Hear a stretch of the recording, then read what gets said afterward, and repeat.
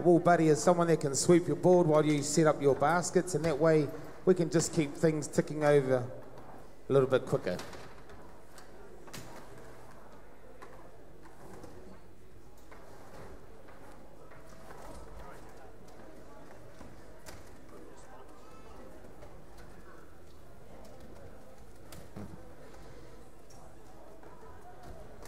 Right, just while we're getting set up there, bit of housekeeping. Number 1, smoke-free stadium and surrounding area. So if you need to have a smoke, move beyond the area of the stadium and the stadium itself, please.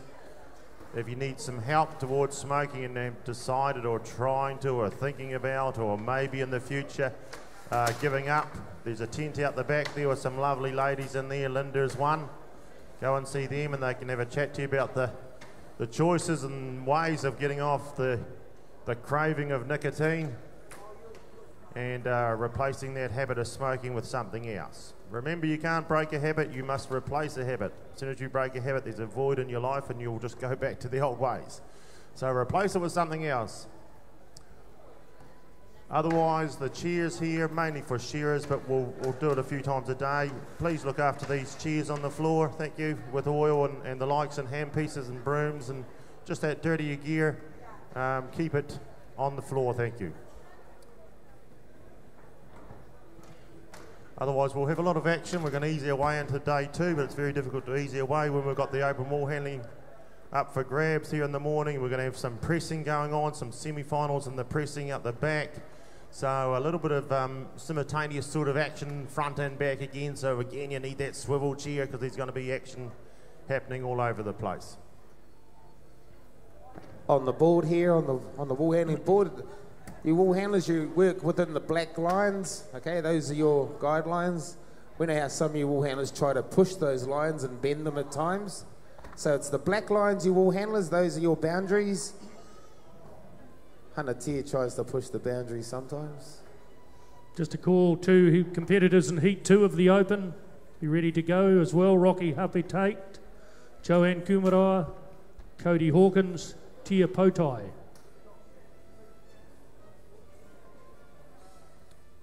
Just waiting on a green light and some names and the likes to come up on these TVs.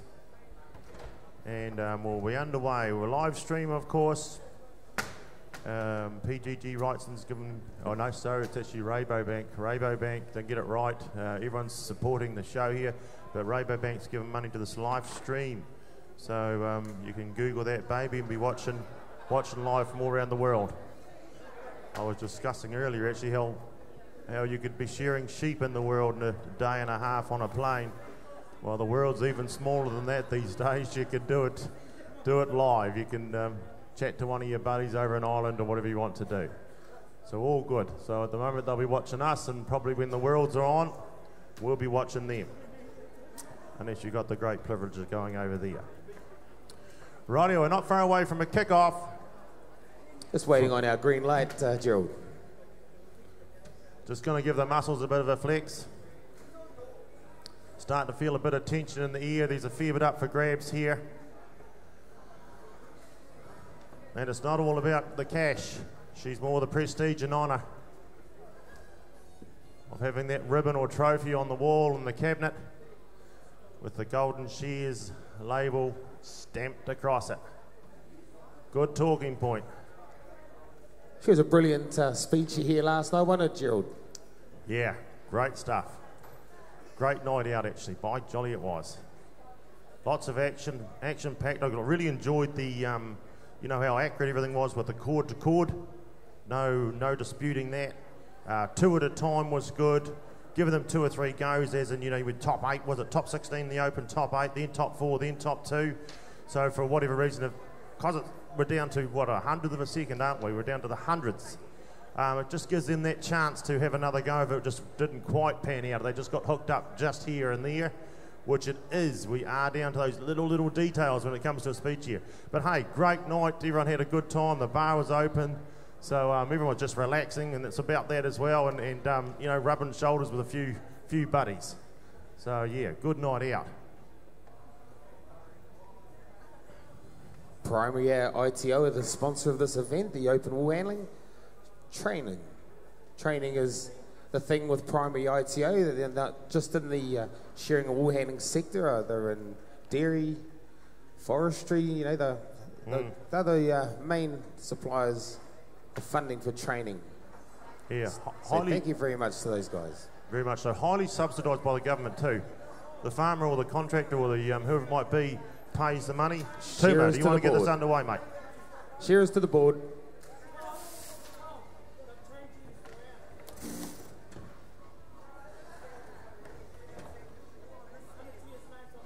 Okay, that's only a minor thing. We can change around, can we?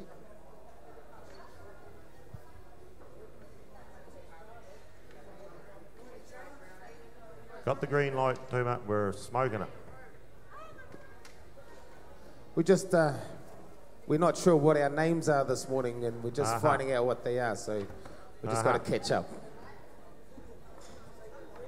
Well, just while we're doing that, remember primary ITO is highly subsidised by the government.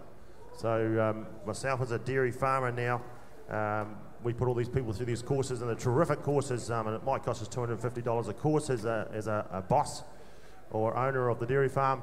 However, highly subsidised because the courses are very thorough and very professional. Timekeepers ready. Shearers. Get set, go.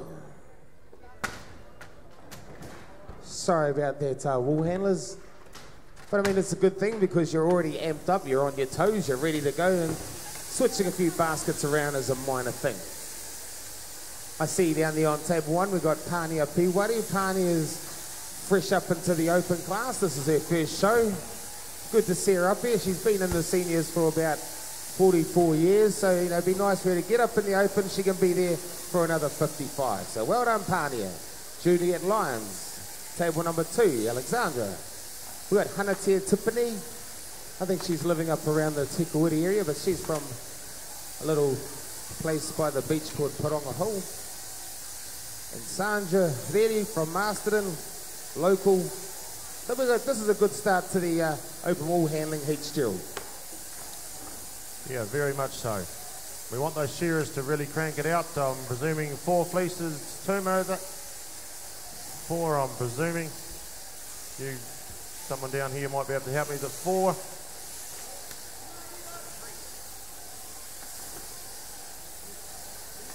Three long wool fleeces. 3. There we go. We don't want to upset the 3 fleeces. Just looking, Gerald, their sealed time is 1 minute 10 seconds. So from at the end, when the shearer pulls the cord at the end, they've got 1 minute and 10 seconds to clean up. I think that's a bit hard. Well, you know, a lot of these wool handlers, they can't even do up their shoelaces in 1 minute and 10 seconds. How are they going to clean up? Here we go. There we go. Pani on the front here, just a bit of bunching at the top, back to the board she goes. Well, you can see it's the open class, can't you? This is a whole new ball game. Yeah. Hanatia Tiffany and Juliet Lyons, they had very, very good throws, as is Sandra down here on table number 4. A little bit of bunching. But you can see these wool handlers, they try and get one side done before they go back to their shearer. If they can, they try and get both sides done. But you see some of these wool handlers, they'll walk right around the edge of the table, and you'll see others, Gerald, they'll skirt one side there, they'll pull the other side of the fleece over to them so they don't have to walk around. Saves them a bit of time. Yeah, true. It's like the shearing game, really, isn't it? You just got to work with your physique. If you've got longer arms and then long legs, you can reach over that table and roll it back to yourself, and you're comfortable doing that. The risk you take with it, there's a little red flag in that baby, and that can get tangled up if you're flicking it over. Have a look around, shearers. Keep together. So back to the tables they all go. A lot of heats to come. Going to cut them down to the semi-final. So again, no time for complacency up here this morning at the Golden Shears. Rattle the tables. I think we're going to hear a little bit of rattling and banging the tables. We've got 1 minute and 10 to do the big tidy up, Tuma. Yes, that's right. Here we go. Table number 2 about to hit. Table fleece number 2. Oh, hang on, we've got a fleece here. Hanatia, good throw. Her fleece was a little bit loose, so she had to baby it on. How's Pania down there, Gerald? Yeah, she's going well. We've got a bit of a woolen down the bottom end there. The local girl. That's it. Who are you? Sandra. Get under it, Sandra. That's it. Get that baby rolled up. Take a punt on that one. Yeah, put her under the bridge. Right, move, move, move, move. That's us. Back to the board. Oh, this is a difficult thing when you've got to re-grab those fleeces. Not even too from bad. a farmer. Not When you too sit bad. at the side and then you've got to go and grab another one. But she's pulled it off quite well. Back to the crutch will they go. Parney, she's working away here. She's onto that little eye wig sort of stuff. Half the piece is done on the table. Juliet Lyon, of course, that famous name from Alexandra. Toiling away there. Quite sure, I'm very sure she's actually a trained school teacher as well, Juliet Lyon. Or training, one of the two. She'll be trained now, I'm quite sure of it. Onto the far side of the skirt she is going right now. But hey, like riding a bike, really, shearing a sheep or wool handling, once you've done it once, you can just hop back on the baby and away you go again. So here she is. Trained school teacher and at the Golden Shears wool handling in the open. Parney, a chuck of the table round a bit early. Lost her footing. Come on, wool handlers, because here come the shearers. This is the third and final fleece. Just remember, ladies and gentlemen, once they shearers turn that cord off, switch their machine off, these wool handlers have 1 minute, 10 seconds. Oh, watch out, here comes the carnage. Juliet Lyons, what a beautiful throw. Sandra ready down here on table 4, as is Hunter Tiffany. These wool handlers, they're really showing their class, Gerald. There it is, 4:50 we pulled the cord, so here we go from here. Minute 10. We're going to be seeing that little wind thing I was talking about yesterday. I know that. That broom's not going to be big enough in a minute 10. We're going to have to use all that wind. Swish, swish, swish. Get all those second pieces when that table's clear. Let's hear some noise. In for the roll. Parney on the front.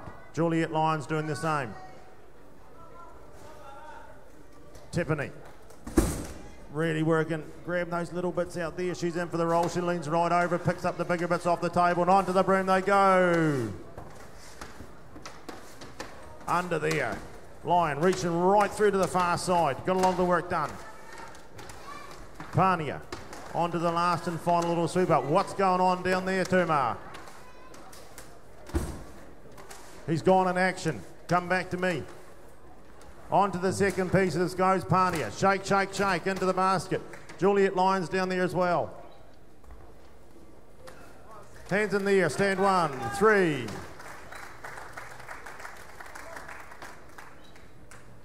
Sandra down on the bottom stand. Getting a wee bit wooled in there. That would have cost her a bottle or two after work if she was in the shed situation. Just going through that basket, having a last tidy up. A local girl supporting the local show. Is she happy? Smile, Sandra, that's the... Thank you. Thank you, fellas. Heat 2, please, open wool handling. Rocky Hape-Tate from Dannybeck on table 1. Joanne Kumara, 2. Cody Hawkins. Beyond table 3, Tia Potai from Masterton on 4. Heat 3, Vance Brown, Fiona Christensen, George Hawkins, Tina Rimini.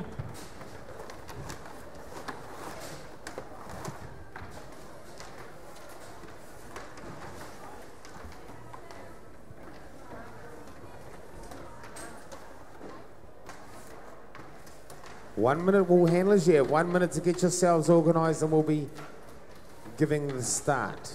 1 minute.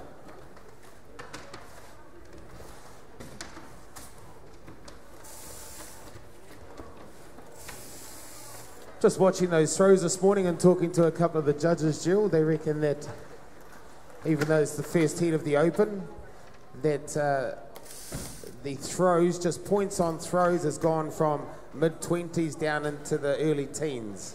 Now, like yesterday in the seniors, they were giving sort of 20 to 25s, and at the moment, you know, they're getting 10s on some of these throws. So that's the class of these wool handlers. Yeah, dead right.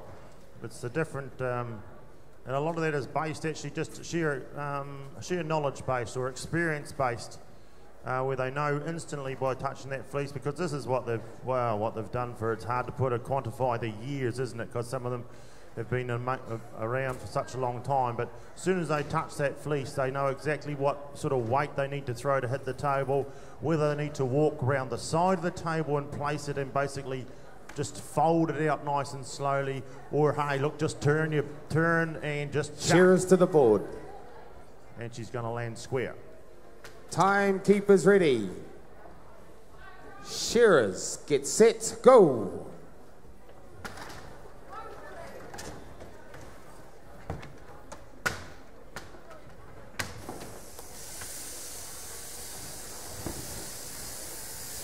Right, front stand, Rocky, Happy, Tate from Dannyburg, Joanne Kumaroa, Wanganui, Cody Hawkins, Martinborough, and Tia Potai, Masterton. Here's a Masterton girl. Into the first one, slowly but surely. They get it nice and easy here for a start. For these girls, this is just like the beginning of the day. It's just sheep number one. We've started what they call the first run of the day. It's going to be 2 hours long. We've some smoko, do another run of 2 hours, have some lunch of 1 hour to 3/4. Smoko was half an hour. And another 2 hours, and we've smoko another 2 hours, and she's 5 o'clock or thereabouts. And we'll knock off, and we're on our way home. So this is just getting warmed up, but here we are at the Golden Shears. Of course, we've got to mention this just a wee bit without letting people dominate the commentary or getting too carried away. But Joanne Kumaroa, if you've got one of these fancy books in your hand I've got here, if you haven't, go and buy one. It's going to give you all the records.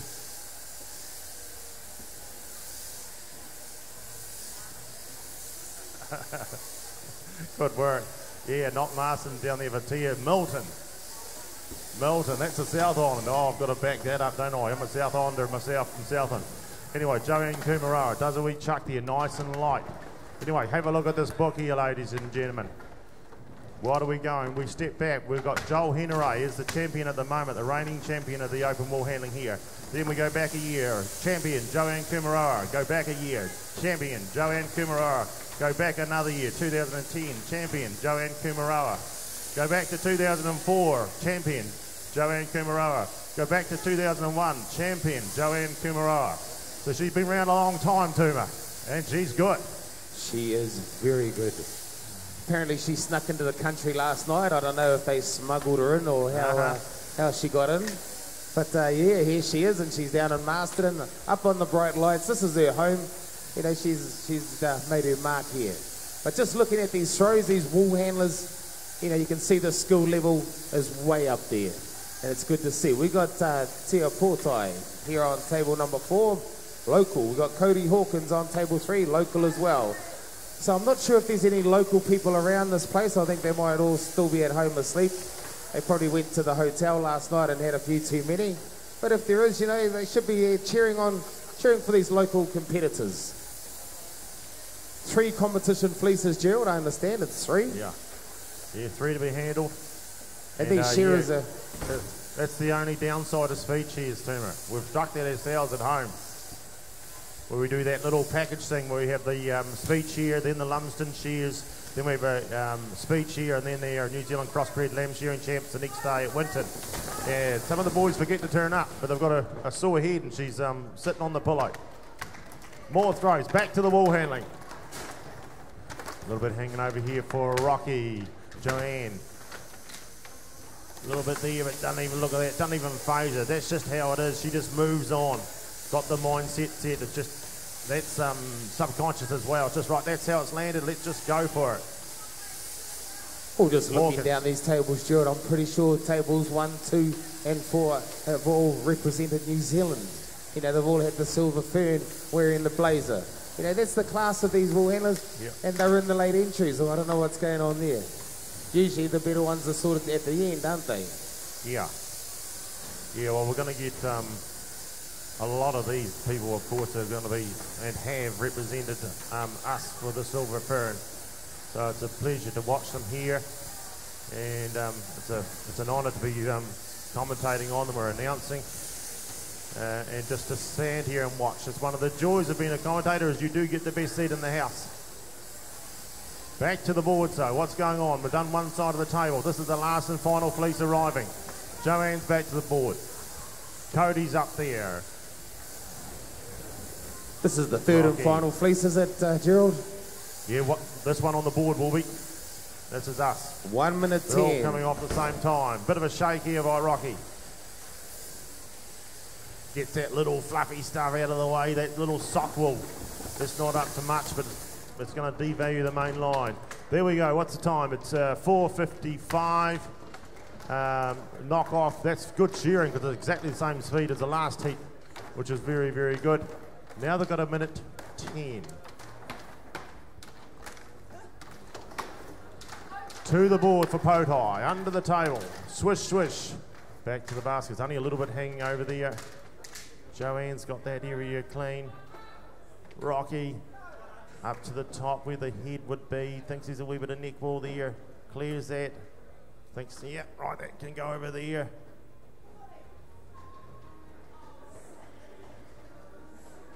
Look at the fingers go. It's a hard call to know what the judges are looking for. Tight roll by Rocky. Joanne onto the roll as well. The shake of the table to you. Table's free there, up on the side. We saw that yesterday. Get the table out of the way. Chuck, chuck, chuck. Onto the broom he goes. Joanne, she's got her table free. Look at that. Picks up that longer wool. She also knows that just because a bit of wool lands on the ground, it doesn't mean it's contaminated. It's still good. Shouldn't be there, but it's still good. Rocky's wrapped up well and truly within the time.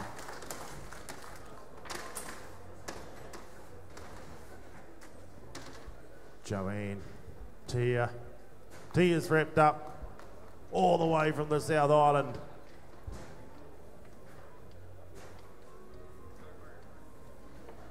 Cody and Joanne does the finishing touches. Give them all a round of applause, please, ladies and gentlemen.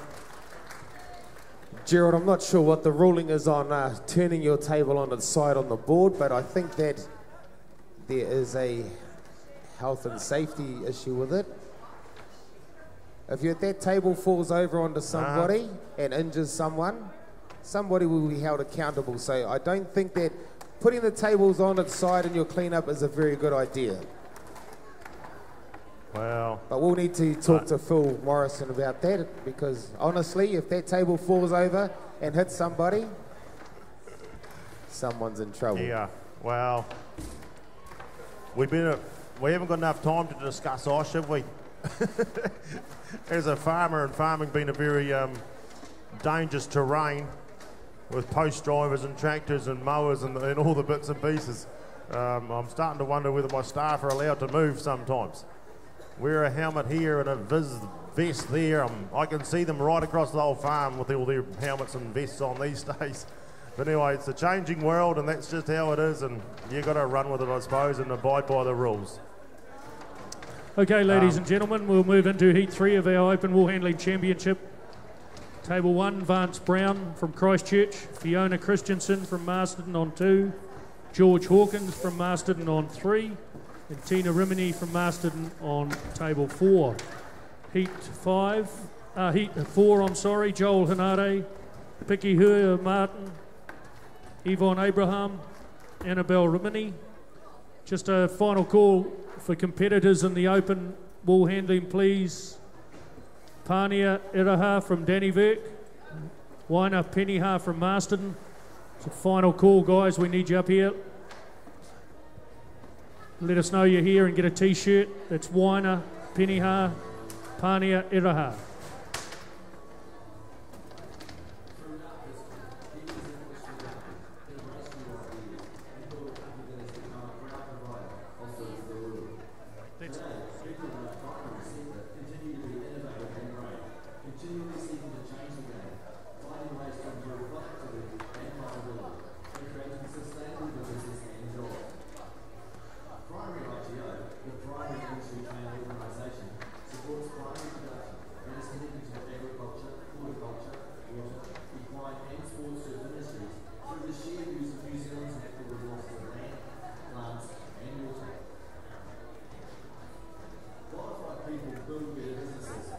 Shears to the board.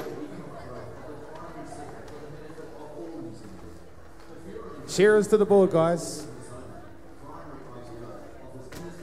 Timekeepers ready. Shearers, get set, go. Just a call, please, any open wool handlers for the circuit. Elsa Fleming's here, and you need to see her before you compete in this event. Open circuit wool handlers.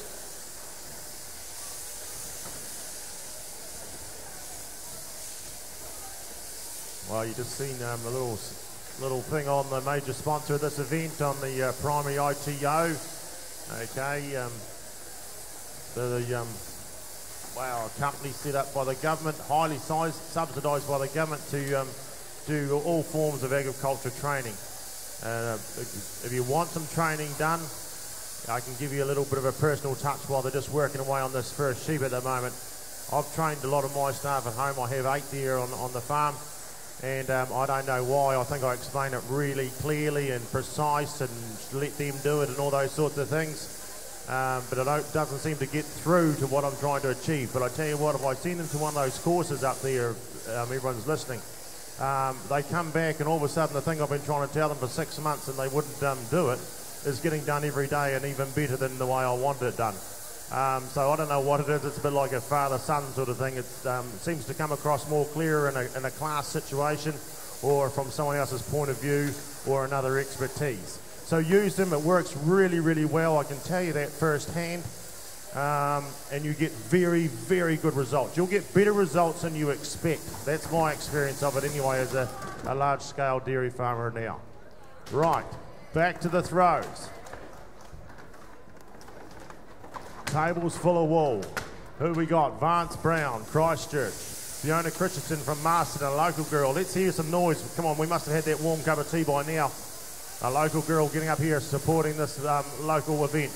George Hawkins from Masterton. Oh, we've got them all from Masterton. And Tina Remini down on the bottom stand there from Masterton as well. And George Hawkins, as I was saying just before that, was from Masterton too. Now, let's look at this little magical book. Tina Remini, she won this event back in 1994.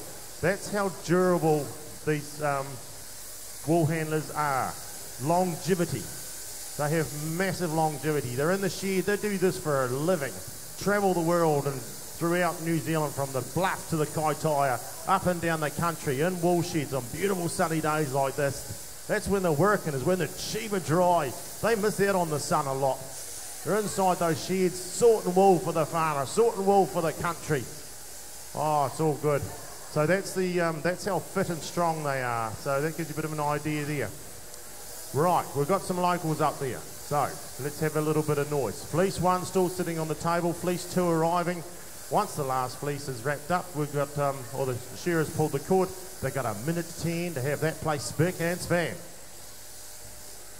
Oh, just watching these wool handlers, Tina Rimini down here on table 4, very, very composed. We've got George Hawkins on table number 3. George turns. He's got the nice flick. Look at that. Lays it on the table beautifully. Beautifully. Just a quick reminder, please, for the presses down there that we're underway with our semi-final. Ladies and gentlemen, pressing semi-final at 8:30 sharp. 8:30 sharp for the pressing semi-final. Oh yeah. We like that. We've got lots of action up the front here, but we're going to have action up the front and up the back. Right. Onto the table. George Hawkins. Round the side. Back to the board. Shearer doesn't stop. That's still happening. Crutch here is coming free. Goes for the sweeper. Gets that. I'll tell you another thing, just talking about sweepers. You'll see a lot of them have wooden handles on their sweepers. You can buy steel-handled sweepers, as in the brooms under the table, folks. But I tell you what, on frosty mornings, especially down south, the reason they're wooden is mainly because they don't get so cold. You get a frosty old morning with a aluminium handle, it gets cold when you're handling that all the time. So that's some of the reason why they're mainly wooden, but you can get the aluminium ones, and they've got a sort of like a telescopic sort of handle on them, which is handy for getting it round the place and in the van and all those sorts of things, because you can shorten it up. But mainly wooden. So back here, what do we got going on? This is the last fleece on the board now. Table's starting to get clear. Vance Brown, she's happy with that one. Into the basket. Tina Rimini down here, a nice clean table. Not a lot of wool under her table as well, like in second cuts. So that tells you that these shearers are shearing very well. Here we go, wool handlers turn, squeeze and throw. George Hawkins, George. oh, he's a beauty.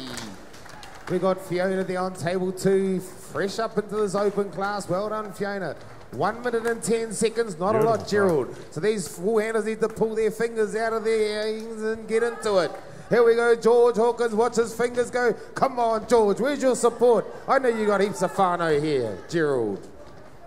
George working his way round, or right round to the far side. Get into it, George. Vance Brown doing a little bit of lifting and fluffing, thinking, is there anything tucked away under there that I should know about?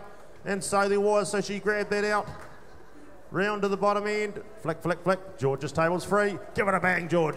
Create a bit of atmosphere. Bang, bang, bang. No, he's not listening to commentators. I've got other things on mind. He is what they call, he's in the zone. That's where he doesn't know anything else apart from what's happening right now, right in front of him. He's just, this noise of me is just a bit of a clatter in the background. Not paying any attention to it at all. Vance Brown clears the table, underneath the table. Sweep, sweep, sweep. Wind, wind, wind. Get that breeze going. That's what we want. George. Under. Tia. Don't forget about Tia down on that hidden stand down there. Onto the broom she goes.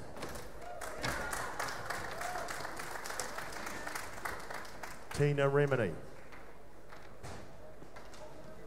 Clears. So down to those, the wee shake now. Second pieces. Shakes it up. Drops those little fellas out. Tina's wrapped up. Fiona's happy. Finishing touches down on the front stand here. Vance Brown. That's us. Beautiful. Another heat down. Well, not quite right yet. If you're just in the audience, you see these judges. They're saying, okay, what's hanging over these baskets?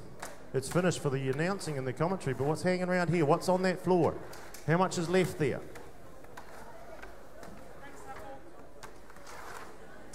Thanks, Gerald. Open wool handling, heat 4. Competitors ready to take the stand, please. Joel Hanare, how many?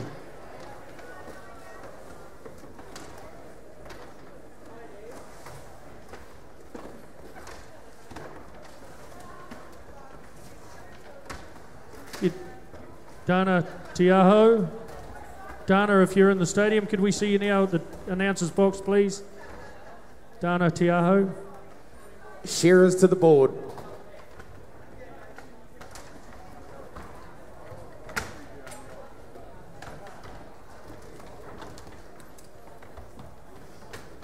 You'll find under a lot of shearing contracting businesses where the contractor's basically in charge of the shearing of those sheep in the wool shed. This is how the wool handlers will leave the shed, okay, at the end of every main clip or whatever they might be doing. They leave the shed spotless. And they will soon let you know as a farmer if they arrive back and you've been dagging a few lambs and kicking the dags over the front and chucking it under the board and bits and pieces. They say, oi, we had this place spotless when we left here and we want to turn up and it's nice and clean and not smelling of ammonia and that off the dags and the likes. So they like a nice clean environment because they take pride in their work. Dress attire for up there, Gerald. Enclosed footwear. They need to have shoes of some type, sandals, shoes. Not sandals, but an enclosed footwear and no hats. I've just been reminded to say something about that. And good. This weekend we are promoting smoke-free. No smoking in the building. And the surrounding grounds, is that right, Gerald? Something like that? Yeah, surrounding grounds too, yeah. Yeah, I was just thinking, discussing the shoe thing. I think probably the two of our challenges at the moment in New Zealand would be health and safety. And probably the next one, of course, everyone knows about is water quality. So those are the biggies at the moment, really on the forefront in shearing industries and timber and farming and all those sorts of places. Safe and healthy, or safety and health is what I'm trying to say, and water quality. Timekeepers ready. Shearers, get set, go. And Nabel Rimini down here on table number 4. Yvonne Abraham, table 3. Piki Huya Martin, table number 2. Joel Henare, table 1. Well, Joel Henare, he's the man of the moment, Gerald. Yeah, I think it's easier trying to get to the top than staying there, isn't it? Everything's changing, but Joel won't let his guard down. He won't be in any sort of complacent sort of frame of mind in any way, shape or form. He'll be here, fired up, ready to defend his title. So, yeah, he's the one that's got to lose it, basically, if it comes down to that. He's going in through the crutch wall, ladies and gentlemen. Haven't seen that before, where he chucked the crutch wall down here and then took the longer bits of crutch wall out of the shorter bits. I understand that Cherie Alabaster won the pre-shares, so that makes for a bit of interesting times ahead with this wool handling, especially in this open class. And then you got Joanne Kumero, who snuck in under the radar last night. That's the beauty of the Golden Shears. It brings everybody out of the woodwork. What a great title to win. Primary ITO are the sponsors of this open class event. But here we go. First piece about to hit the table. Let's see what these wool handlers can do. Just a quick call, please, Kevin Eplin. Oh, Kev, if you're in the stadium, can we have you up the front here, Kevin Eplin? Holy smokes. Well, I'm an announcer, not a judge, but I tell you what, down here, Tuma, I think this will be the best throw I've seen of the tournament. Is this one on stand 1 of Joel Hennere's. That's from an announcer's point of view and a sheep farmer's point of view, or ex-sheep farmer, as Joel works his way around there. Back to the board he goes. I think you might need some glasses, Gerald, because table number 3 was pretty slick. Pretty slick as well. Yes, wow. Yes. Bit of tunnel vision by me. Got a buyer one-eyed. Yeah. Oh, it can happen. You get your favourites, don't you? It's just natural. You try to stay unbiased as an announcer and not let anyone dominate the commentary. But it just rolls out sometimes. You know, if you've announced on someone for a lot of years and you've seen them come through the grades and you've watched them grow and mature and all those sorts of things and become good at what they're doing and still be humble with it. It's good stuff to see. Right, what's going on the board though? Martin, back to the table, jumps down off that step. Once upon a time they used to bounce up on that board and one jump, didn't they? I don't know whether they're allowed up there these days or not with the rules. No. But man, they used to... No, they're not allowed. No, they're not allowed up there. They used to bounce up there just like a hop, like a kangaroo bounce. Here we go. Throws again. A little bit of bunching at the top, but another good one down here in the front stand. What's happening down there? Remini. Bit of bunching at the top, a good one here. Ooh, Abraham. I like the pressure these shearers are putting on these wool handlers. That's very good. Some of these wool handlers are like a couple of seconds just to line up and throw their fleece. These guys, they're not going to let you have that luxury. You got to turn and throw, unleash the dragon. And here we go. Look at Annabelle down here, local girl. I think her daughter was competing in the juniors yesterday and she did very, very well, Gerald. Beautiful. We like that. That's that family lineage thing. Gets in their blood. They're around it all the time. They see it all the time. They may have been in the shed when they're just little.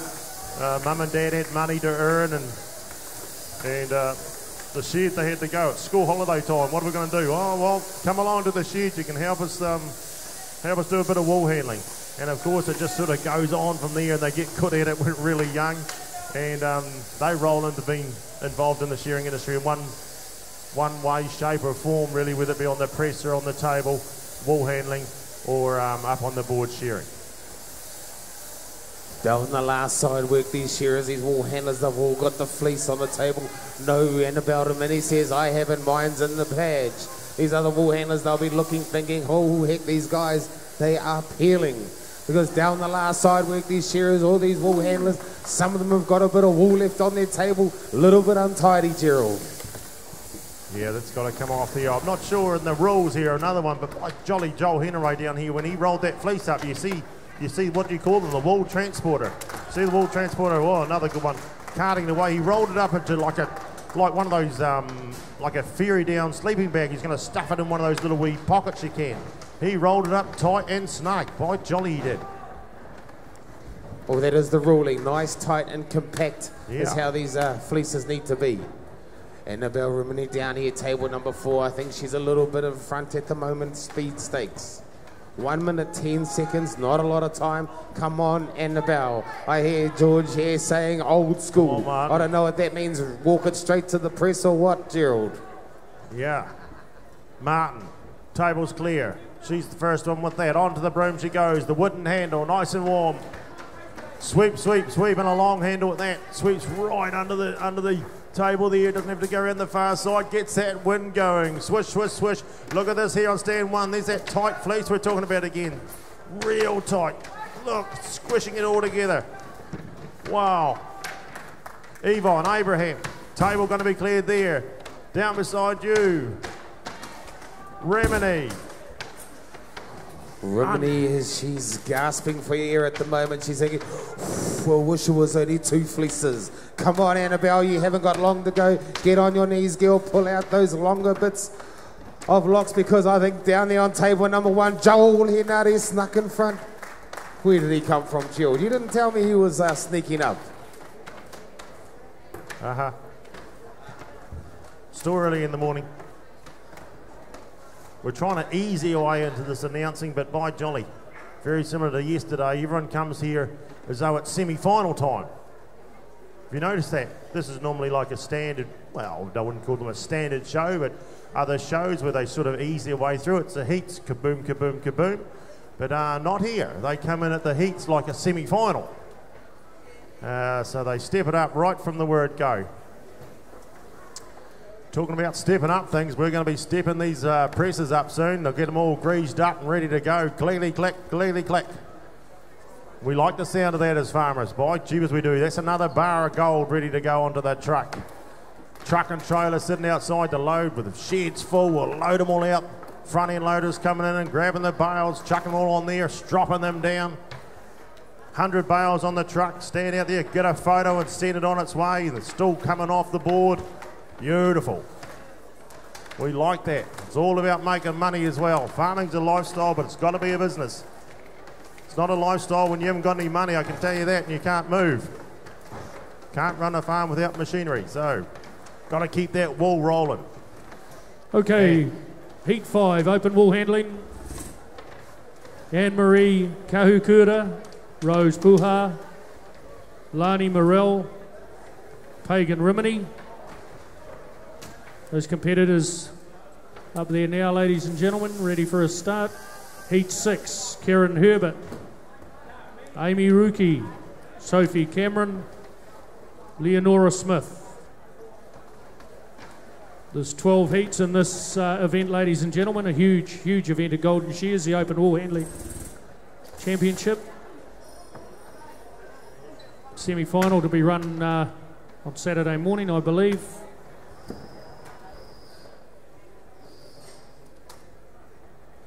Shearers to the board.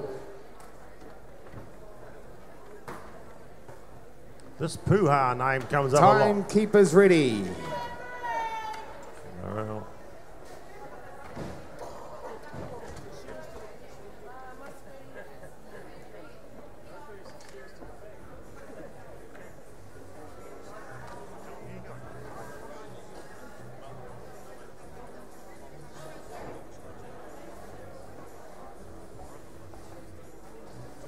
Pagan Rimini is down here on table number 4, Lance, Raylene. Pagan down here on table number 4. I think somebody's been pinching someone else's basket, so we're just going to give them about 10 seconds to get organised.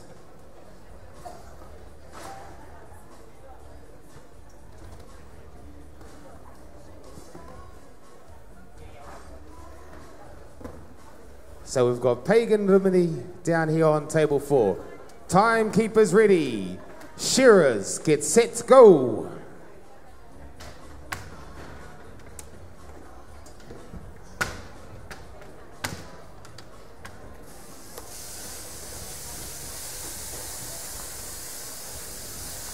Right. Anne-Marie Kahuakura.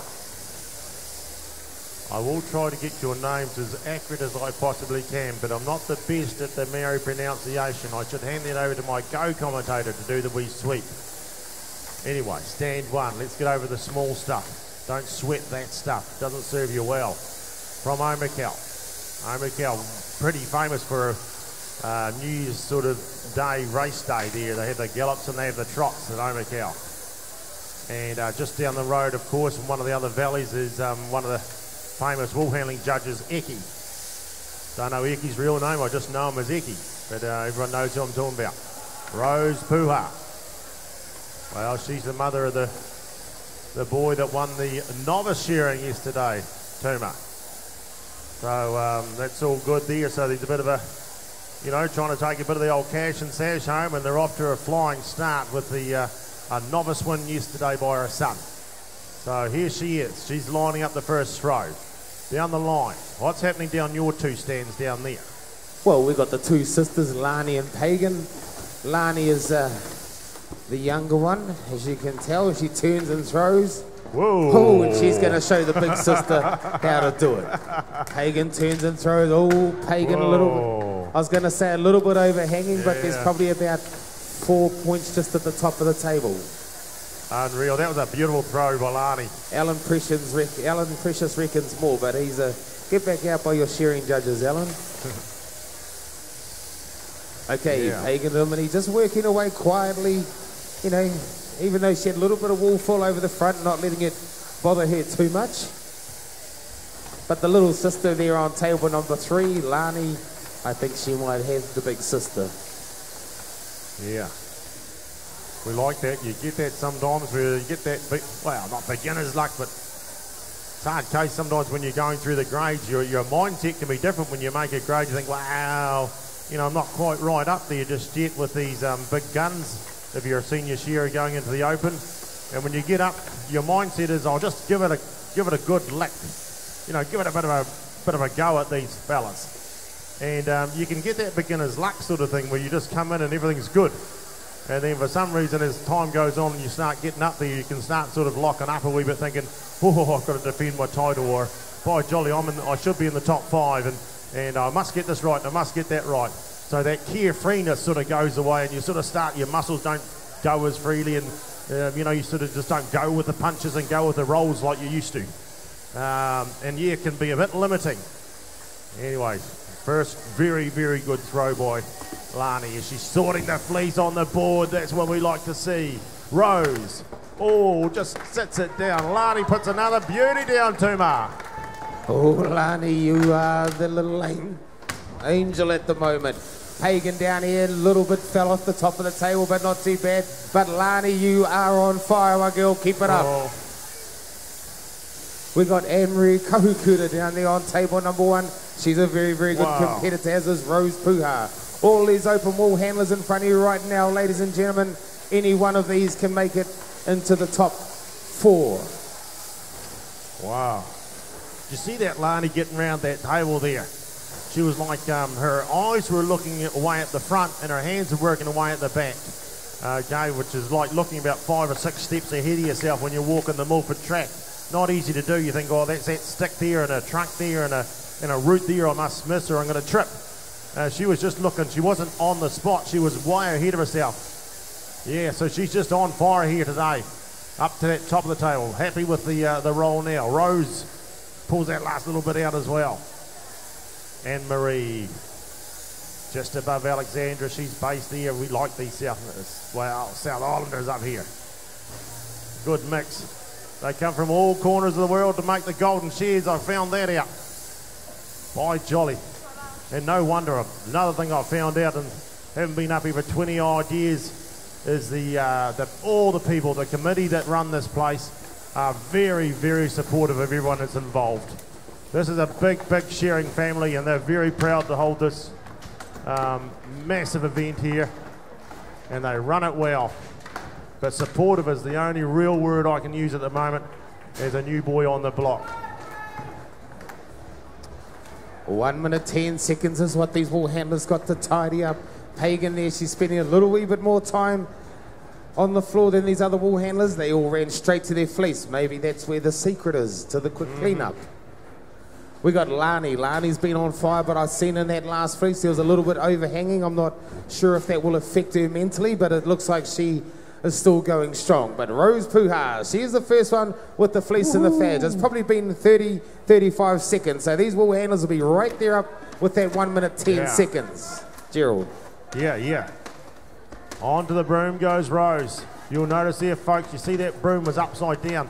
These brooms are well-balanced little things.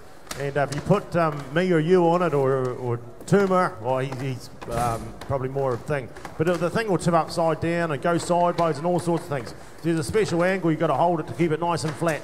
But it's just natural to these girls. Off to work they go. Emery's under the table. Pagan Remedy, I haven't forgotten about you down there, the local girl. Hands in there for Lani, she's on fire. She is on fire. Time for Rose on table 2. And Marie down there on table 1 looking around. Pagan's not too far away. Pagan was a little bit slower getting to her fleece, but, you know, she's made up for it now, Gerald. There we go. Making sure it's all correct. The bonus that they've had these open wool handlers is they can look at the points of some of the other wool handling yesterday to give them an idea of what the judges are thinking by watching some of it here and thinking whether it's an overskirt or an underskirt, or, you know, just hey, what are the judges sort of thinking that was too much taken off, because they can look at the points and say, whoa, okay, I watched that heat and this was the points from that heat. And from what I saw, they're saying that they've overskirted. In that case, they can adjust. Hey, look, it happens all the time. It's called playing the ref in rugby, isn't it? If the ref's letting that little bit go, or that's how he is seeing it, you play to the ref. So they've got a bit of a upper hand that way.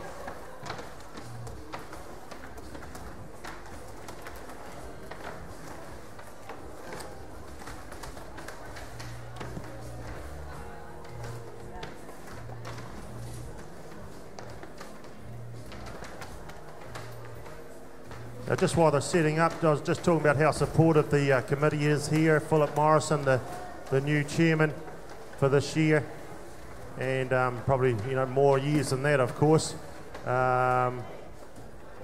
If there's any way you can support them, that the key is to keeping these shows running is really joining in, okay, and making it as easy as you can. There's a huge amount of work goes into running any show, and especially this one here.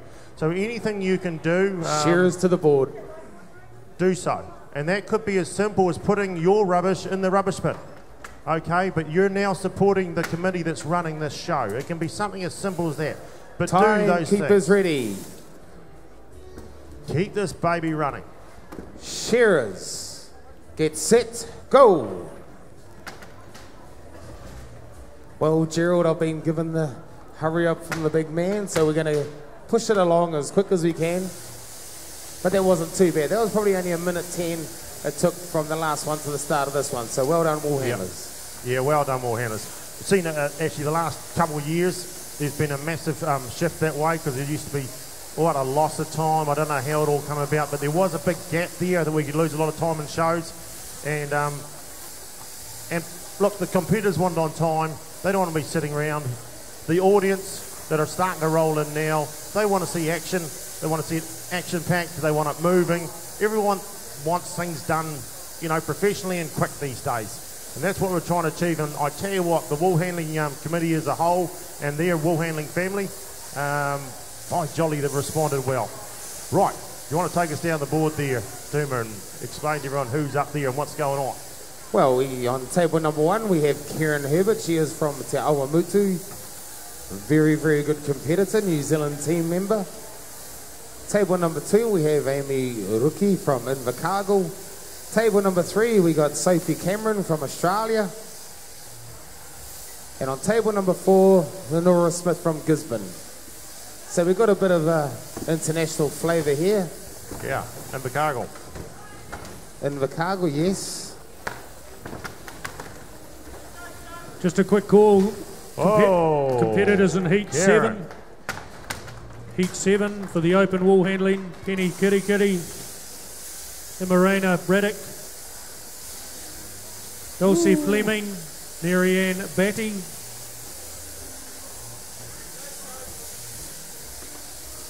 Just watching Lenora down here on table number 4, fingers working away. You can see some of these wool handlers, they've got a little bit of bounce in their step when they're moving around the table, have a little bit of urgency.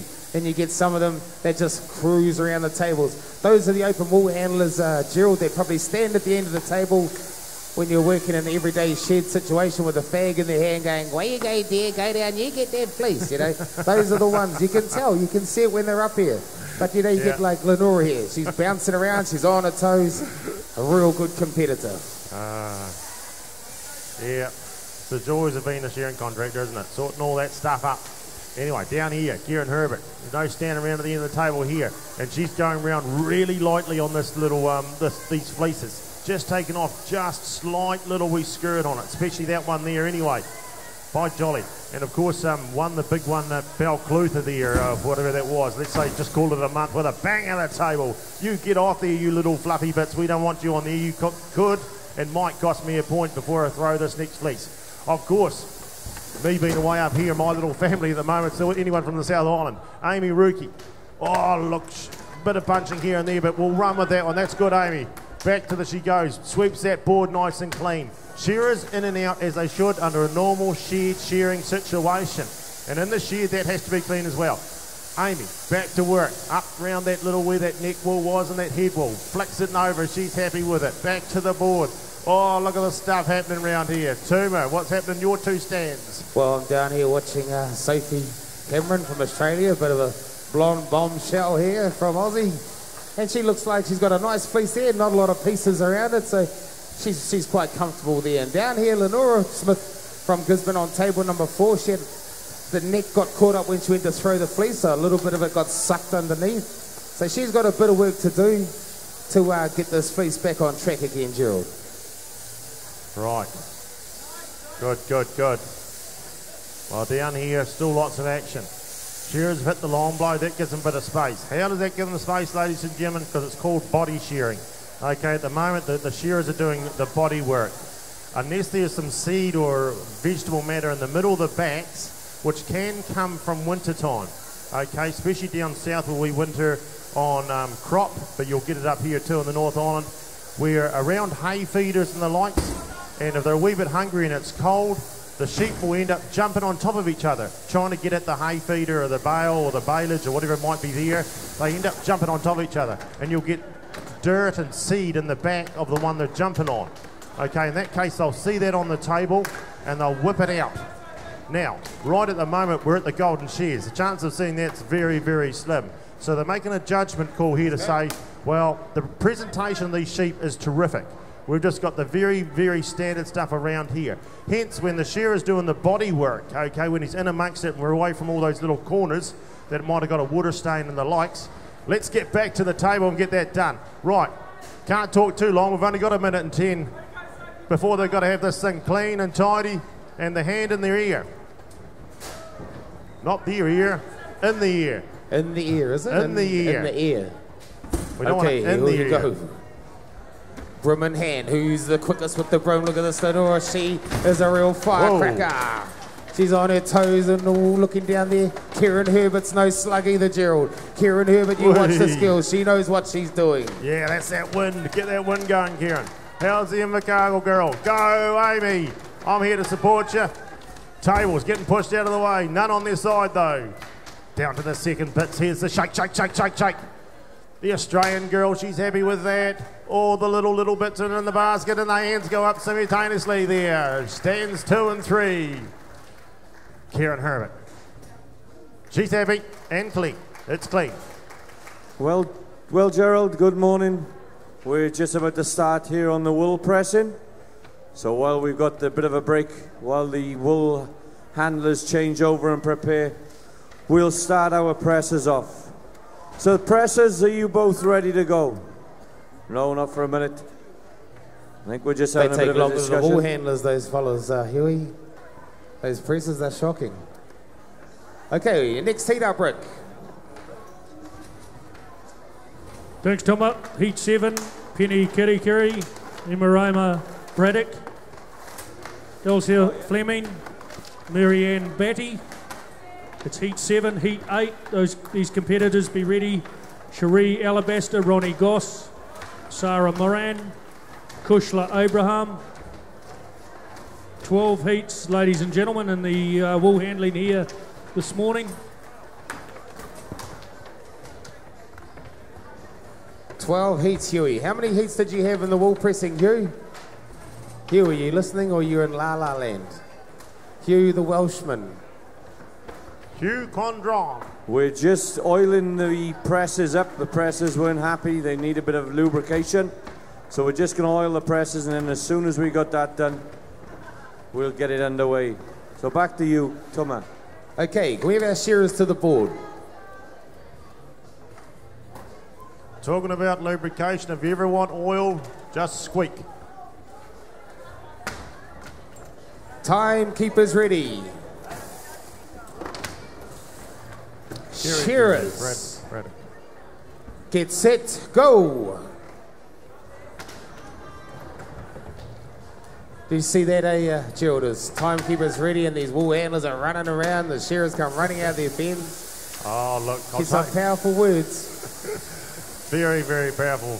I am taking a lot of stuff away from the show by Jolly M. That is one. I'm taking other ideas back to our committee as well for running the New Zealand Crossbred Lambing Shearing Champs. But yeah, that timekeeper's ready. I like that one. That gets them on the board. I've never learnt that one. Yeah, by Jolly, they jump whether the ball handlers or shearers, don't they? They're soon on the board then. Timekeepers are ready. Rightio, talking about ready. All these open ball handlers are ready. They're ready to do their very, very best. Penny Kirikiri from Gisborne. Onto the top knot wool. Braddock working up and round and tidying up as she goes there on stand 2. Fleming is on 3. And she's from Tua Karaka. And Batty is down on the bottom stand from Gisborne. Right.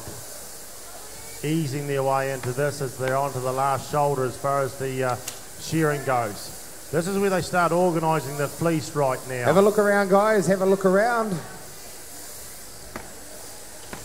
Okay, first fleece about to hit the table. Marianne Beatty, Gisborne. Table 4. Lovely, Marianne, lovely. Ooh. That Emma Braddock, she's only little, but she's a... Oh, she was up early eating the eats all right this morning. Big in power. Plenty of power. Elsa Young Fleming. and fire it up. Elsa Fleming, table 3. Another good throw as well, Gerald. Marianne Beatty. Hello, Marianne. Very much Come on, so. girl. She's got a big smile on her face. She's enjoying herself. Yeah. It helps when you have a good throw first up. It puts you into the right frame of mind. It helps. It actually helps the whole system, a bit like I was discussing earlier. The happier you are at your work, the better you are. You've got to have that good balance there of enjoyment and professionalism at the same time. It just keeps things flowing. A bit like that sport where they start diving all around the cities. What's it called? Parkour or something. Parkour. Where they roll and tumble and carry on. They sort of just go with the flow, you know. They just roll with the punches, as they say. But you're always better in your work if you're happy. You're always better. Marianne Beatty, she's about to roll up her fleece. Here she goes, she's happy. Elsa Fleming's been there, done that. She's like, sorry, young one, but I'm a couple of steps in front of you. Emma Braddock on table number 2. See that fleece, Gerald? Come on, it Penny. looks dirty. Get these table clear, girls. Stand 1 and 2. Penny going to work. She's listening. Braddock gives it a shake. Just skips her way back to the shearer. Lifts that fleece nice and high. Hope you've burned one of those eggs off, Braddock. And stands on the board and chucks. She's the first one I've seen do that. The turn and throw. Caution to the wind, they call that. Tuma.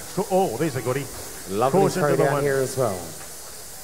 Yeah, you can see with these fleeces, can't you, Gerald? Some of these wool handlers, if the fleeces are a little bit loose, they'll walk around the side and they'll kind of throw it from the hip. Yeah. You know, like throw it and walk back with it. stretch it out over the table, but if they're confident, they'll just throw it straight from the top. Yeah, there was Braddock here on stand 2 literally did that. It was just a turn and throw, and a very loose fleece at that. Wasn't happy with the first one, so she just thought, well, let's have a go at this baby. Let's just turn and give it a wee flick. And the flick was near enough. Rightio, Shearer starting to hit that body side again. There we go, back to the table they all go. Thanks very much, Shearers. You're doing a great job of just staying in time. It's been like this all the way through. Very, very good. Keeping as even as we possibly can. Braddock back to the stand. Fleming back to the stand. Batty also. Here's the big roll round. Look at that. She flicks that first leg out the side there, so she knows where that is to line it up. She knows where it's going to land on that table. Everything going well.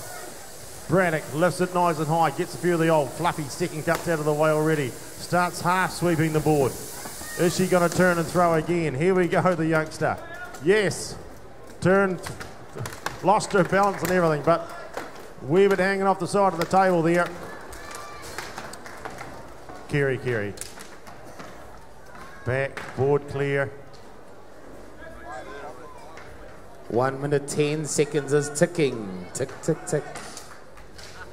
Marianne Beatty down here, table number 4. The neck got sucked under a little bit, so she's having to pull it out from underneath their fleece. How's the young girl Braddock going, Gerald? Because she's a little firecracker. She is a firecracker. She is a little pocket rocket, all right. She's on the roll now, nice and tight. Happy with that. All the way from Mekatahuna. That wouldn't be a plane flight, I don't think. Sweep, sweep, sweep, right under the board. Getting all that wind going. Basket upside down. Come on, Penny.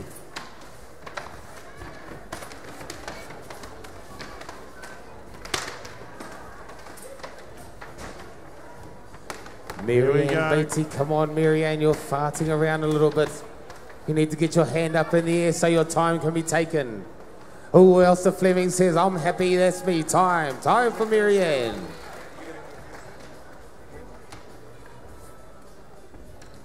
Braddock's wrapped. Braddock's happy. Okay, then we'll try and start this wool pressing, Thomas. Sarah Moran. We'll get this wool pressing underway then, ladies and gentlemen. Well, this is the semi-finals of the men's pressing competition. Are we ready to go then, pressers? Pressers, on your marks, get set, go. Ladies and gentlemen, we got Tane Matiaha on press number 1. And we've got Vinnie Goodger on press number 2. They've worked hard to get here, so we'll just get back to get the wool handlers up onto the board, Rick. And we'll come back to these presses because they're working very, very hard down here, Cotto. Good morning, Hugh. What's the weight these guys are going for? Is this 160 again? I believe it's 160 kilos, yep. And the time, I think if they're still pressing after about 10 minutes, they're going to be too slow. Yeah, with the field we've got in front of us, so they won't be pressing much longer than 10 minutes, I can assure you of that. I think this Tane Matiaha might be worn out. You know, he's been in everything. He's been in finals, shearing, and all those things that hopefully he saved his energy. Yeah, no, he's looking fit and ready for it. Right then, Rick, we'll go back to you. We'll get underway. Heat 7. Heat 8, I'm sorry. Cherie Alabaster on table 1. Ronnie Goss on 2. Sarah Moran on 3. Kushla Abraham competing on table 4. Heat 9, Nia Braddock, Dana Tiaho, Siobhan Mason, Melanie Morris. Just a quick note, ladies and gentlemen, that there is tables still available for our cabaret night tonight, the Friday night session, which is always entertaining. So there are tables still available if you'd like to go to the secretary's box up there or to the information office downstairs. Keepers ready. Shearers. Get set, go. This is heat number 8. 4 to go. Gerald, 4 to go after this one. And I'm not sure how many they're taking into the quarterfinals. 16, is it? 12? Hopefully more. That was from Anne-Marie Kahukura. She's saying hopefully. Okay, down there on table number 1. Pre-Shears winner, Cherie Alabaster. Past world champion. Very, very good competitor. She's from Taihape. Table number 2, we have Ronnie Goss. Ronnie Goss is one of these wool handlers that you think is not doing a lot, but she is a heck of a competitor. And she's brought up her kids to be the same. They're true competitors as well. They share. I think her daughter is the captain of the women's sevens New Zealand team. So that's a real credit to Ronnie. On table number 3, we have Sarah Moran. Sarah Moran is from Australia, a place called Ararat. That's in Victoria. Now I need to have a talk to Sarah because I saw this little thing on Facebook about Ararat having something about McDonald's anyway, but we'll have a talk to Sarah about that later. And on table number 4, we have Kushla Abraham. Very good competitor. I think Kushla and her teammate won the sculpturing competition last night. So she's a winner as well. But here we go. First fleece about to hit the table, Gerald. Let's see how these wool handlers go. Beauty. We're good down here. Alabaster's just sort of sat that one there. No fancy stuff, just sort of just placed it out and just sat it there. Goss has done the same, a little bit of bunching at the top there, a little bit of hangover, but in general, from what we've seen, all good. Gerald, we're going to interrupt you guys because we're getting ready. We can see the fleeces, the beautiful screens up on the right have giving everybody a good close-up shot. But we're over here, ladies and gentlemen, with the farmlands. Farmlands and CRT have combined and they're now the biggest operating company in farm servicing. Wrightson's is probably another big firm, but at the moment we have Farmlands and they're right here. But this Vinnie Goodyear, and we've only going 4 minutes. 4 minutes and 30 seconds, and this guy's getting ready to bring down the top box. Well, here, these guys, with 2 of them, they had, at this stage, they were 2 minutes. But look at this guy, 6'7", and he's really fired up to go down this morning, Hugh. Yeah, he certainly is. Very good job on press number 2. He's just cleaning off his work area before he starts cranking that big handle down. And then how's Tane Matiaha on press number 1? He's just filling that bottom box. He's been a very, very busy boy over the Golden Shears so far, making a lot of semi-finals in the wool handling, the shearing, and in the pressing competition. Well, he's getting ready to bring the handle down here in the farmlands, and he's bringing it down really fast. The wool handling's going on up there. Gerald, Tuma, how they're getting on up there? You know what, Goss has just thrown a little beauty up here.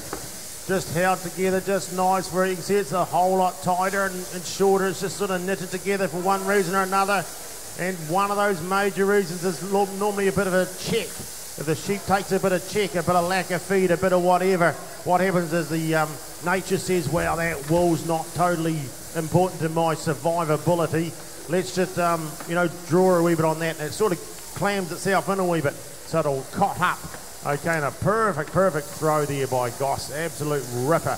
As she's already been round one half, it's held together enough for her just to lean over the table, roll the other half towards her, and it's just sitting there ready to go. You'll notice she's 2 or 3 steps ahead of table 1, 3 and 4 at this stage. With that just sitting there ready for that roll. Goss, back she goes, just for the last little tidy up. Alabaster. Well, Tuma's giving you a rundown on her ability. And she's here for keeps, I can tell you that, as she works her way back. As the shearer just starts turning to that last shoulder, where there's a little bit of stuff arriving. And when it arrives there, it's best to get it there and then. Just like sorting wool, the best time to sort wool is now. Not in a wool scare, right here, right when it's coming off. That's what we like. A shake of the table down there, Tuma. Bit of action. Yeah, Kushla Abraham, she knows what it's like to be in the winner's circle. Look at that from Ronnie Goss. Another nice throw. Not a lot hanging over, but there might be a little bit of bunching. Sarah Moran turns and throws. All looks a little bit out of control, Sarah. Kushler here on table 4. Not a bad throw. Geez, these wool handlers are really showing up for us, Gerald. By jolly, they are. Alabaster, a bit of a tuck underneath there, but away she goes. Just taking... The interesting thing is, from the lower grades to here, I'm just taking a bit of a visual note here to me, is they're not skirting as hard. These open wool handlers are not skirting nearly as hard as some of the lower grades. Right, meanwhile, back on the pressing. What's happening over here, Hugh? Hugh Condron. Hugh, I'd like to think you're listening to me. No, he's not. Back here, the roll, Alabaster. Happy with that, a shake of the table. Onto the broom, and she's the first one to do so. There's going to be no loss of time points here. Picks off those little bits. You see that little bit of fleece wool there? That was under the watchful eye of the judge. Sheree thought, okay, it's on the floor, but it doesn't mean it's had it. Into the main line it goes. That's important for the farmer. Goss. Onto the broom. They're all on the broom. Moran steps over the baskets. Round they go. They've got to stay within their margins. Abraham cleans the table. Well, Gerald, all I can say is we're getting very, very close to a finish here as well, because the bail is coming out on press number 2 for Vinnie Goodyear. Who needs a hydraulic press when you got one of these Goodyear brothers in the shed? Look at this for a finish, ladies and gentlemen. One last little bit of a tidy up round the outside. Tanya up here on the left-hand side. He's starting to sweat now, ladies and gentlemen. He's working hard. So but out goes Vinnie Goodyear. Vinnie's finished. How long did it take him, girls? 7 minutes.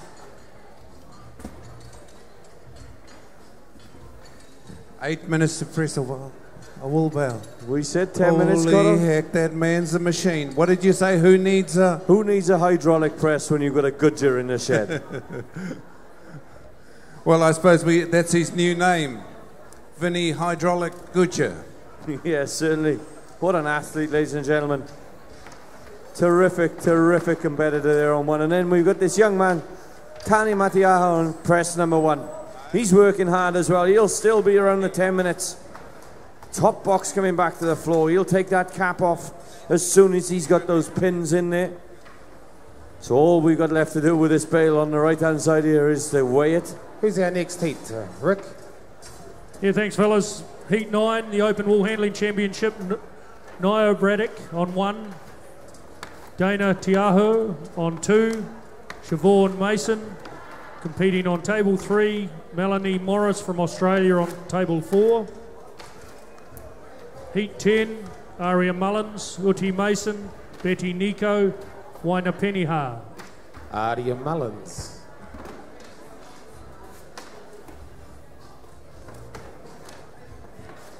Just a reminder to shearers, we'll be getting underway with our senior shearing after the wool handling. Just a reminder, guys, just try and keep those handpieces off our chairs, please, because oil leakage and seepage gets into that velour and ruins those chairs. So please keep your handpieces off these shearers chairs to the board. Front.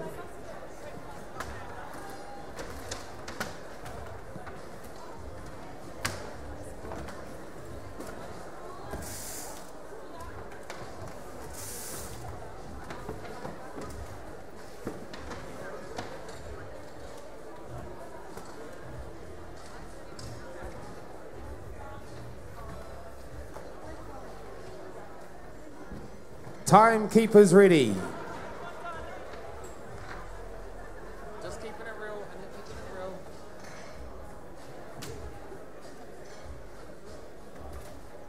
Shearers.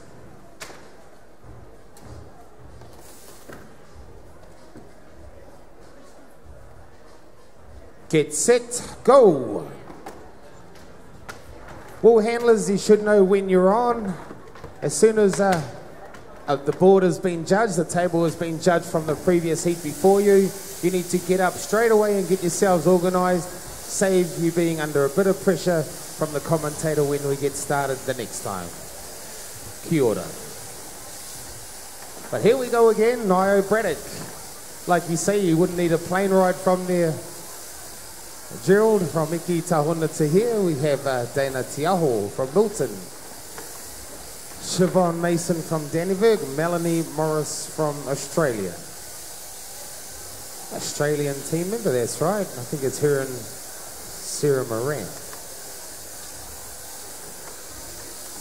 But here we go. These shearers are working their way up around the heads. These wool handlers right there with them. They want to get that wool from around the head. Medulated fibre, obviously I've been corrected. It's a medulated fibre. I can say it, but I don't really know what it means. Gerald, do you know what a medulated fibre means? You don't know either? No. What were you saying? It doesn't take dye yesterday. Is that what the story was? Yes, that's exactly what it is. It doesn't take dye. The wool is a hollow fibre, like you say. It's like a piece of straw. It's hollow.